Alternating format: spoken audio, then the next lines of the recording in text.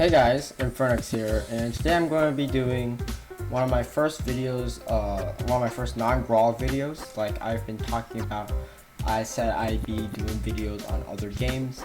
Now I did say I'd be doing videos on PC games, and I know Pokemon Go is not a PC game, but hey, I've been really addicted to this game so far, so yeah, I just decided I'd do a quick video. Now, this video is going to be all about some beginner tips and tricks for Pokemon Go players. If you don't know already, Pokemon Go is an augmented reality game which has you walking around in real life, going to real life places to catch Pokemon, so it's pretty good, right?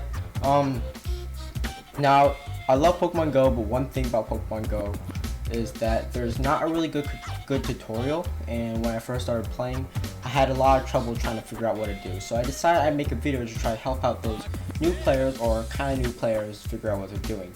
Now, this video is going to assume that you know at least a little bit about Pokemon Go, like you've been playing it for 30 minutes to an hour and just want some helpful tips to get you started. So the very first thing I want to talk about is, obviously a main portion of this game is catching Pokemon. However, you might notice that when you catch a Pokemon, you know, it's augmented reality, so you see Pokemon through your camera.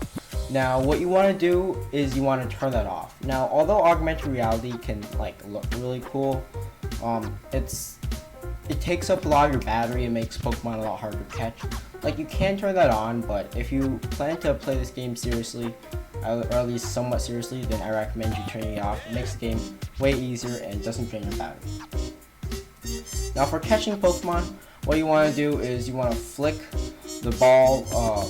Obviously, you want to flick it. Don't want to flick it too hard or soft, and try getting it perfectly like onto the head of the Pokemon or the body, whatever. Now, some Pokemon are a bit harder to catch. Some Pokemon would be smaller. Flying Pokemon like Zubat you're gonna have to flick harder because they're like up high. Now, Pokemon have a chance of escaping the Pokeball. Now, when they escape the Pokeball the first time, they get a little bit further back, so it'll be a little bit harder to catch them. So make sure after they escape, you flick the ball a little bit harder. So that's basically all I want to say about catching Pokemon.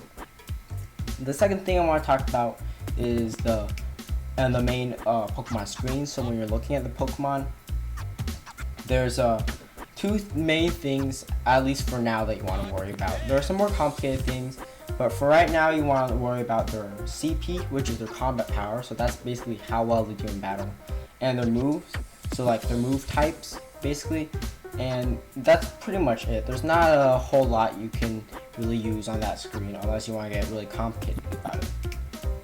And more combat power is good, so higher CP Pokemon are really good. So you want to try getting those. Also, another thing I want to talk about is when you're, going and doing stuff and catching Pokemon, try to catch all the Pokemon you can. Like, it might be your 10th Rattata and it might only be 10 CP, but you want to catch all the Pokemon because catching all the Pokemon means that you can transfer them. And when you transfer your weak Pokemon, it gives you an extra candy, so you can use that for powering up and evolving. So that's another rule of thumb, is basically if you have a weak duplicate Pokemon, transfer them. Now, when you're playing the game, obviously you're going to have to go outside and walk around and do stuff to hit all the Pokestops, gyms, and to find more Pokemon. So there's a couple tips I want to give out about going outside. Try going with your friends. I mean, it makes the experience more fun, and to be fair, you have less chance of being robbed or something, because that's something that happens. So yeah, you don't want to be robbed while playing Pokemon. And bring a water bottle because you're going to get tired. And also, if you can, bring a battery pack, because if you're going to stay out there for like more than 1.5 hours, you're probably going to need a battery pack. So try bringing a battery pack if you can. And whenever you go outside, make sure you turn on battery saver. So there's a battery saver mode on your phone probably, and there's also a battery saver mode in the options of Pokemon Go. So turn both of those on so you can use less battery when you're going outside. Now, when you're going outside, you'll see a couple things. The first thing is pretty common. It's a Pokestop. It looks blue. You spin it to get items and more Pokeballs. So that's good. When it's spun, it will turn purple, so you can't use it anymore.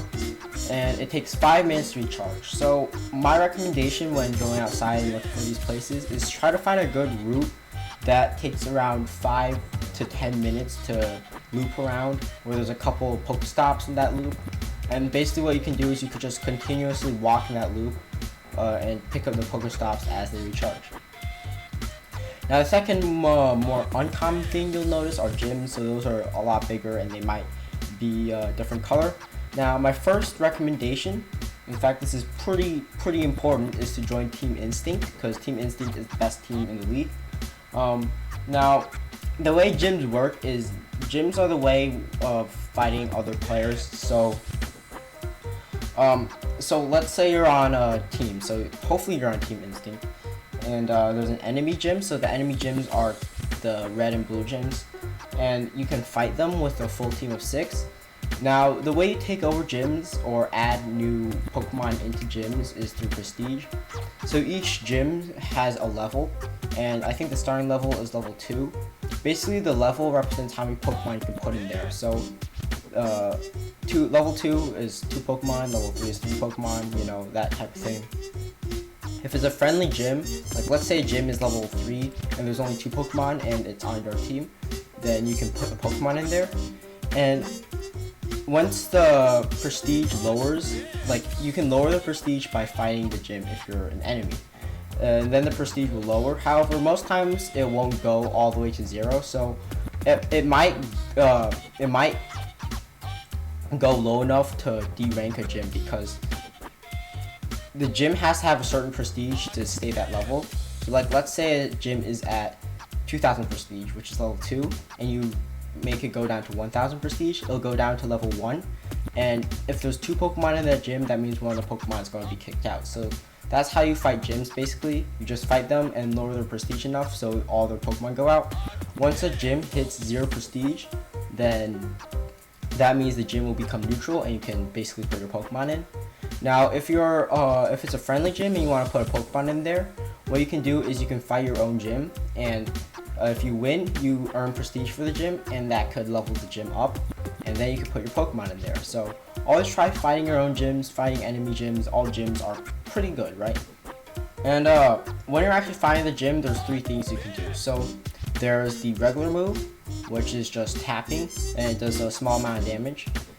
There's the special move, which you do by holding down, and there's going to be a bar that charges up. Keep in mind that special moves have a slight cooldown, and it takes a while for them to charge up. And you can also dodge by swiping the screen. So for now, like, there's a really complicated tactic that it's pretty hard to use in my opinion, but if you're just new, then what you want to do is just spam the tap button, so keep using your regular move. However, anytime the enemy uses a special move, which it will say, like if the enemy is using a special move, just keep swiping and dodging until there's a box that says dodge on the screen, and then just spam your regular move again. Now that's pretty much it for fighting in gyms and stuff. Keep in mind that because if you're a beginner, it might be a little bit hard to take over gyms or contest gyms at your level, which is, you know, it's fine though, because gyms don't really give that much rewards. Like they do give Poke Coins, but it's not like a huge deal. Like you can still do really well if you never take a gym in your life. So just keep that in mind. Gyms aren't necessary. The last thing I want to go over is powering up and evolving Pokemon. So as you know, you can make your Pokemon stronger by evolving them or powering them up with candies and Stardust. But what you want to do is you want to save your candies and Stardust to a later stage of the game. And I would not recommend powering up or evolving any of your Pokemon right now, because as you level up, you start encountering higher and higher CP Pokemon.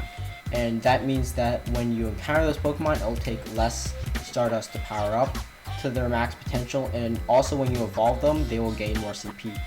So you want to wait till you get those strong Pokemon to really start evolving and leveling up. I would wait until you're about, I'd say level 15 to really start evolving and powering up most of your Pokemon. However, you might want to evolve some Pokemon to find a gym. So if you're going to try finding a gym, then you do want to evolve your Pokemon. However, what I recommend is that you don't evolve your Pokemon until you reach that gym. The reason why is say there's a gym that's, you know, a mile away, right? And you have like a 200 CP EV that you want to evolve.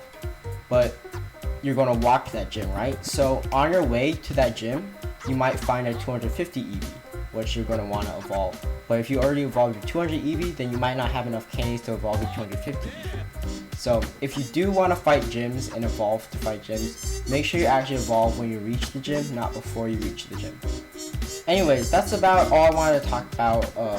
I do think I will do like a more advanced guide on Pokemon Go and just some more advanced tactics. Keep in mind that I'm only around, I think I'm level 18 right now in Pokemon Go, so yeah, I'm not that great. Like, I'd say I'm pretty good, but I don't know like all the things.